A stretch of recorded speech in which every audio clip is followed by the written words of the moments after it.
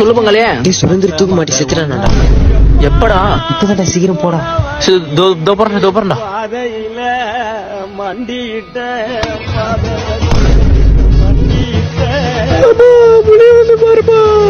ஐயா